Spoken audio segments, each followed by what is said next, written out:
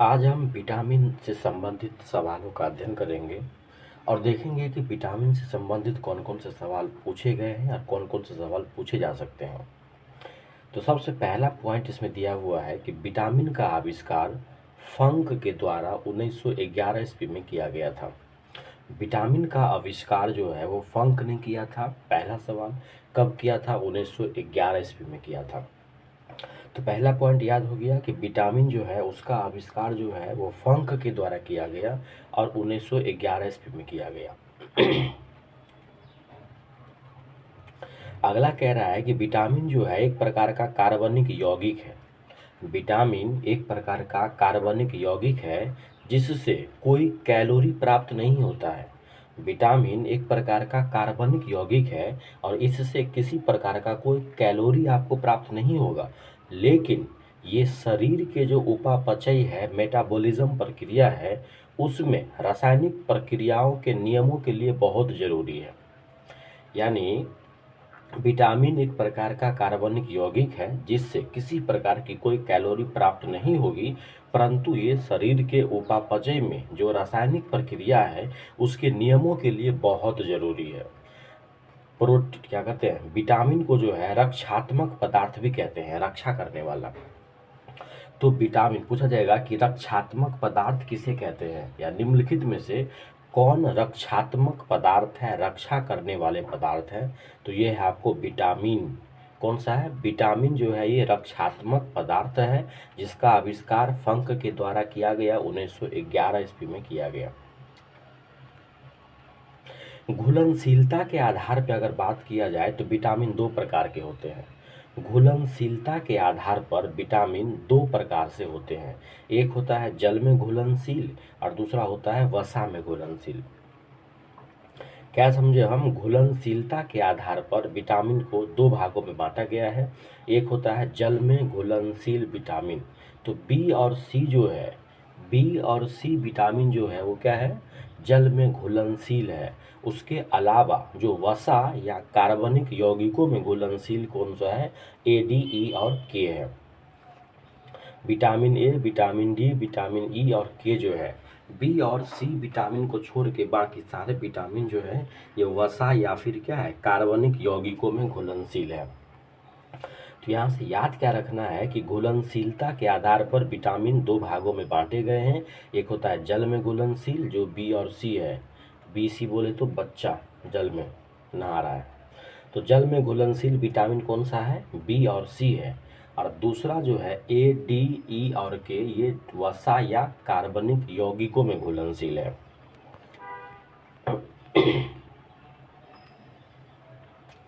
अगला पॉइंट कह रहा है विटामिन ए जो है, विटामिन ए नेत्र यानी आँख, त्वचा, हड्डी एवं हमारे शरीर की प्रतिरक्षा प्रणाली को मजबूती प्रदान करता है। विटामिन ए जो है ये कहाँ कहाँ जरूरी है?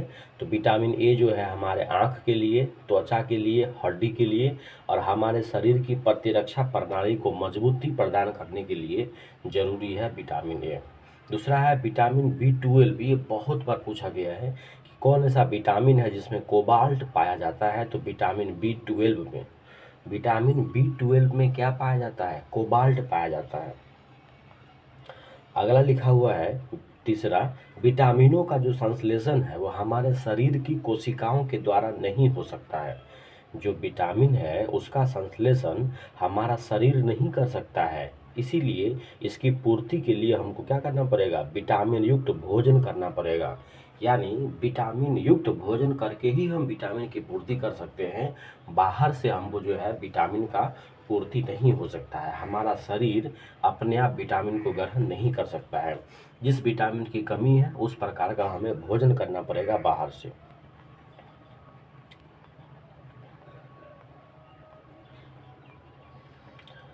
इसके अलावा आपको ये बात याद रखना है, अभी मैंने बोला कि विटामिन जो है उसका संश्लेषण हमारा शरीर नहीं कर सकता है, लेकिन दो विटामिन ऐसे हैं, विटामिन डी और के जो है उसका संश्लेषण हमारे शरीर के द्वारा हो जाता है। विटामिन डी और के जो है ये दो विटामिन ऐसे हैं जिसका संश्लेषण हमारा शरीर खुद कर लेता है। अगला बोला विटामिन डी का जो संश्लेषण है वो सूरज के प्रकाश में उपस्थित जो परावैंगनी किरण है उसके द्वारा त्वचा के अंदर जो कोलेस्ट्रॉल है उसके द्वारा होता है। विटामिन डी का संश्लेषण जो है वो सूरज के प्रकाश की उपस्थिति में परावैंगनी किरणों द्वारा त्वचा के कोलेस्ट्रॉल जो होते हैं उसके द्वारा होता है। और विटामिन के जो है वो जीवाणुओं द्वारा हमारे कोलन में संश्लेषित होते हैं तथा यहाँ से उसका अवशोषण भी होता है। तो दो बात हमको समझ में आ गया कि आमतौर पे विटामिन जो है हमें भोजन के द्वारा प्राप्त करना पड़ेगा, लेकिन विटामिन डी और के जो है वो हमको बाहर से ही यानी शरीर की कोशिकाएं खुद ब खुद ग्रहण कर लेगी। जैसे विटामिन डी का संश्लेषण सूरज के प्रकाश द्वारा हो जाएगा त्वचा के माध्यम से, और विटामिन के का जो संश्लेषण है वो हमारे शरीर के कोलन में जो बैठे हुए जीवाणु हैं उसके द्वारा हो जाता है। जहाँ से ज़्यादातर सवाल पूछे जाते हैं वो ये सवाल है यहाँ से, इसको ज़रूर याद रखना है। रासायनिक नाम और उसे होने वाली बीमारी। देखिए सबसे पहले आप याद रखिएगा रासायनिक नाम क्या है। तो विटामिन ए को बोलते हैं रेटिनॉल। विटामिन ए का रासायनिक नाम क्या है? रेटिनॉल है। और इससे जो है रतौंधी नामक बीमारी होती है, सबसे खतरनाक बीमारी। तो विटामिन ए का रासायनिक नाम क्या हो गया? रेटिनॉल हो गया। विटामिन बी1 का रासायनिक नाम क्या हो गया? थायमिन हो गया, और इससे बेरी-बेरी रोग होता है। विटामिन बी से बेरी-बेरी रोग। तो विटामिन बी1 का रासायनिक नाम थायमिन है और इससे बेरी-बेरी रोग होता है। और विटामिन ए का रासायनिक नाम क्या है? रेटिनॉल है, इससे जो है क्या हो जाता है? रतौंधी होता है। विटामिन बी2 का रासायनिक नाम है राइबोफ्लेविन। विटामिन बी2 का रासायनिक नाम क्या है? राइबोफ्लेविन है, ये मेन याद रखना है। तो 3 अभी आपको समझ में आ गया कौन कौन सा। विटामिन ए का रासायनिक नाम है रेटिनॉल, विटामिन बी1 का रासायनिक नाम है थायमिन, विटामिन बी1 का रासायनिक नाम थायमिन है, और विटामिन बी2 का रासायनिक नाम क्या है? राइबोफ्लेविन है। अगला देखिए विटामिन बी3 का रासायनिक नाम जो है नियासिन भी है या फिर निकोटिनामाइड भी है, इसको याद रखिए। विटामिन बी3 का रासायनिक नाम जो है निकोटिनामाइड है या नियासिन है। इसको पेलेग्रा, इससे जो है पेलेग्रा रोग भी हो जाता है। ये सवाल पूछा गया है कि जो पेलेग्रा रोग है वो किसकी कमी से होता है? तो विटामिन बी3 की कमी से या नियासिन या निकोटिनामाइड की कमी से। विटामिन बी5 को पेंटोथेनिक अम्ल कहते हैं। विटामिन बी5 का रासायनिक नाम क्या है? पेंटोथेनिक अम्ल है। विटामिन बी6 कई बार पूछा गया पैरिडॉक्सिन। विटामिन बी6 का रासायनिक नाम क्या है? पैरिडॉक्सिन है। और विटामिन बी7 का क्या है? बायोटीन है। विटामिन बी7 का रासायनिक नाम क्या है? बायोटीन है। विटामिन बी11 का क्या है? फॉलिक अम्ल है। विटामिन बी11 का रासायनिक नाम क्या है? फॉलिक अम्ल है। अगला देखिए विटामिन बी12 जिसमें कोबाल्ट भी पाया जाता है, इसका रासायनिक नाम है cyanocobalamin, very important. Vitamin B12 का रासायनिक नाम है साइनोकोबालामिन, इसी में होता है कोबाल्ट। विटामिन सी का है एस्कॉर्बिक एसिड। विटामिन सी का रासायनिक नाम एस्कॉर्बिक एसिड है। विटामिन डी का हो गया कैल्सीफेरॉल। विटामिन डी का रासायनिक नाम क्या है? कैल्सीफेरॉल है। विटामिन डी का रासायनिक नाम कैल्सीफेरॉल है। और विटामिन ई का रासायनिक नाम टोकोफेरॉल है। विटामिन ई का रासायनिक नाम क्या है? टोकोफेरॉल है। और विटामिन के का रासायनिक नाम जो है वो फिलोक्यूनोन है।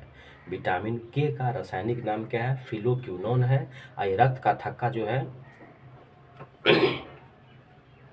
जमने में जो है मदद करता है। अगर विटामिन के की कमी हो जाएगा तो रक्त का थक्का नहीं जमेगा। तो दोबारा समझिए ध्यान से, विटामिन के का रासायनिक नाम फिलोक्यूनोन है। विटामिन ई का रासायनिक नाम टोकोफेरॉल है। और विटामिन डी का रासायनिक नाम कैल्सीफेरॉल है। विटामिन डी का रासायनिक नाम क्या है? कैल्सीफेरॉल है। विटामिन सी का रासायनिक नाम एस्कॉर्बिक एसिड है। विटामिन बी12 का जो है साइनोकोबालामिन है और इसी में कोबाल्ट पाया जाता है। विटामिन बी11 का है फॉलिक अम्ल। विटामिन बी11 का रासायनिक नाम क्या है? फॉलिक अम्ल है। विटामिन बी7 का क्या है? बायोटीन। विटामिन बी7 का रासायनिक नाम बायोटीन है। विटामिन बी6 का पायरिडॉक्सिन है। विटामिन बी5 का पेंटोथेनिक अम्ल है। विटामिन बी5 का क्या है? पेंटोथेनिक अम्ल है। और विटामिन बी3 का रासायनिक नाम है निकोटिनामाइड या नियासिन। विटामिन B3 का रासायनिक नाम क्या है? निकोटिनामाइड या नियासिन। विटामिन B2 का क्या है? राइबोफ्लेविन है। विटामिन B2 का रासायनिक नाम राइबोफ्लेविन है। विटामिन B1 का क्या है? थायमिन है। और विटामिन ए का क्या है? रेटिनॉल है। अब इसके कुछ इंपॉर्टेंट बात समझते हैं बीमारी जो सवाल पूछे जाते हैं ज़्यादातर। देखिए, सबसे पहला पूछेगा रतौंधी जो है किस विटामिन की कमी से हो जाता है? तो विटामिन ए की कमी से होता है रतौंधी। और ये सवाल कई बार पूछा गया है, जीरोप्थैल्मिया जो है किसी को पता भी नहीं होता है। जीरोप्थैल्मिया नामक जो रोग है और रतौंधी जो है ये सब विटामिन ए की कमी के कारण होता है। और इसी विटामिन ए को हम लोग बोलते हैं रेटिनॉल। तो रतौंधी तो आजकल सभी को पता हो गया है कि विटामिन ए की कमी से होता है, लेकिन जो जीरोप्थैल्मिया नामक रोग है किस विटामिन की कमी से होता है? तो ये होता है आपको विटामिन ए की कमी से। तो याद रहेगा आपको, जीरोप्थैल्मिया नामक रोग जो है ये विटामिन ए की कमी से होता है। इससे संक्रमणों का खतरा भी बढ़ा रहता है। अगला है बेरी बेरी रोग जो है वो विटामिन B1 की कमी से होता है। बेरी बेरी रोग जो है विटामिन B1 की कमी से होता है और B1 का रासायनिक नाम थायमिन है। ये सवाल है। त्वचा का फटना, जी का फटना, आंखों का लाल होना, ये सब होता है विटामिन B2 की कमी से। त्वचा का फटना, जीभ का फटना, आंखों का लाल होना, ये सब होता है विटामिन B2 की कमी से, जिसका रासायनिक नाम राइबोफ्लेविन है। विटामिन B2 का रासायनिक नाम क्या है? राइबोफ्लेविन है। अगला कह रहा है पेलेगरा जो है, ये भी कई बार पूछा गया है। पेलेगरा रोग त्वचा दाद को बोलते हैं। पेलेगरा रोग या D4 सिंड्रोम की जो कमी है, D4 सिंड्रोम नामक रोग और पेलेगरा रोग जो है वो विटामिन B3 की कमी से होता है। D4 जो सिंड्रोम है, D4 सिंड्रोम और पेलेगरा रोग जो है ये सब होता है विटामिन B3 की कमी से होता है, जिसको निकोटिनामाइड या नियासिन बोलते हैं। निकोटिनामाइड या नियासिन जो है विटामिन B3 को बोलते हैं। इससे पेलेगरा रोग, जिसको त्वचा दाद बोलते हैं, और D4 सिंड्रोम नामक रोग होता है। बाल सफ़ेद होना, मंद बुद्धि होना, ये सब होता है विटामिन B5 की कमी से। बाल सफ़ेद होना और मंद बुद्धि होना जो है विटामिन B5 की कमी से होता है, जिसको पेंटोथेनिक अम्ल बोलते हैं। विटामिन B5 को क्या बोला जाता है? पेंटोथेनिक अम्ल। और विटामिन B5 की कमी हो जाएगी तो बाल सफ़ेद हो सकते हैं, मंद बुद्धि हो सकते हैं। ये सवाल कई बार पूछा गया है कि एनीमिया रोग और त्वचा रोग जो है ये सब होता है B6 की कमी से। अब B6 को पायरिडॉक्सिन बोलते हैं। तो एनीमिया रोग और त्वचा रोग जो है वो होता है B6 की कमी से, और विटामिन B6 को बोलते हैं पायरिडॉक्सिन। अगला देखिए, कहता है लकवा हो गया, शरीर में दर्द, बालों का गिरना, ये सब हो जाता है किससे? B7 की कमी से होता है। B7 को बोलते हैं बायोटिन। B7 से लकवा हो जाता है, शरीर में दर्द रहेगा, बालों का गिरना जो है ये B7 की कमी से होता है। और B7 का रासायनिक नाम क्या है? बायोटिन है। B7 का रासायनिक नाम बायोटिन है। आगे B11 जो है, B11 का फॉलिक अम्ल है। इससे भी एनीमिया और पेचिस रोग हो जाता है। पेचिस रोग जो है B11 की कमी से होता है। विटामिन B11 की कमी से पेचिस रोग हो जाता है और एनीमिया भी। और B11 का रासायनिक नाम फॉलिक अम्ल है। B12 सबसे इम्पोर्टेंट जो है, B12 जो है, B12 को बोलते हैं साइनोकोबालामिन। इससे पांडु रोग हो जाता है। पूछेगा पांडु रोग जो है वो किस विटामिन की कमी से होता है? तो विटामिन B12 की कमी से होता है, जिसको साइनोकोबालामिन कहते हैं। विटामिन B12 का रासायनिक नाम साइनोकोबालामिन है। इससे पांडु रोग हो जाते हैं, एनीमिया भी हो जाता है। सबसे इम्पोर्टेंट है स्कर्वी रोग जो है। स्कर्वी रोग और मसूड़ों का फूलना या मसूड़ों से खून आना जो है विटामिन C की कमी से आता है। और विटामिन C का रासायनिक नाम ही है एस्कॉर्बिक एसिड। विटामिन C का रासायनिक नाम एस्कॉर्बिक एसिड है। विटामिन C की कमी से स्कर्वी नामक रोग हो जाता है, मसूड़े फूल जाते हैं। विटामिन डी का रासायनिक नाम कैल्सीफेरॉल है। रिकेट्स होता है बच्चों में, 2 सवाल पूछा गया है, इंपॉर्टेंट है, याद रखिएगा। विटामिन डी की कमी से जो है बच्चों में होता है रिकेट्स नामक रोग, और वयस्क में होता है ऑस्टियोमलेशिया नामक रोग। याद रखिएगा, बच्चों में जो रिकेट्स नामक रोग है ना वो विटामिन डी की कमी से होता है। और बूढ़े में या वयस्क में, जवान में जो ऑस्टियोमलेशिया नामक रोग होता है ये भी विटामिन डी की कमी से होता है। तो ऑस्टियोमलेशिया होता है वयस्क में और रिकेट्स होता है बच्चों में।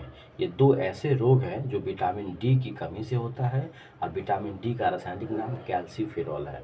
तो विटामिन डी की कमी से क्या क्या होगा? बच्चों में होगा रिकेट्स, और वयस्क में होगा क्या? ऑस्टियोमलेशिया नामक रोग। विटामिन ई की कमी से जो है जनन शक्ति में कमी आ जाएगी। विटामिन ई की कमी से क्या हो जाएगा? जनन शक्ति का कम हो जाएगा। और विटामिन ई को बोलते हैं टोकोफेरॉल। विटामिन ई को क्या बोलते हैं? टोकोफेरॉल बोलते हैं। विटामिन के सबसे इम्पोर्टेंट, रक्त का थक्का न जमना। किसी आदमी के कहीं से कट फट गया और रक्त का थक्का नहीं जम रहा है, मतलब उसमें विटामिन के की कमी है। और विटामिन के को बोलते हैं फिलोक्यूनोन। इम्पोर्ट देखिए, आंत जीवाणु जो है, आंत के अंदर जो जीवाणु है वो विटामिन बी 12 के मुख्य स्रोत है। जो आंत्र के अंदर जो जीवाणु होते हैं उसके लिए जो है विटामिन बी 12 जो है इम्पोर्टेंट है। तो ये था विटामिन से संबंधित कुछ महत्वपूर्ण बातें जिनको आपने देखा है। ये आपके एग्ज़ाम के लिए बेहद इम्पोर्टेंट है। तो अगर ये वीडियो अच्छा लगता है, इसी तरीके से कंटेंट जहाँ से सवाल पूछे जाने की ज़्यादा संभावना है, हम उसी टॉपिक को टच कर रहे हैं, तो अगर ये अच्छा लग रहा है तो आप हमारे चैनल को सब्सक्राइब कीजिए, लोगों के साथ शेयर कीजिए, और कुछ सुझाव देना हो तो कमेंट ज़रूर कीजिए। मिलते हैं अगले वीडियो में, तब तक नमस्कार।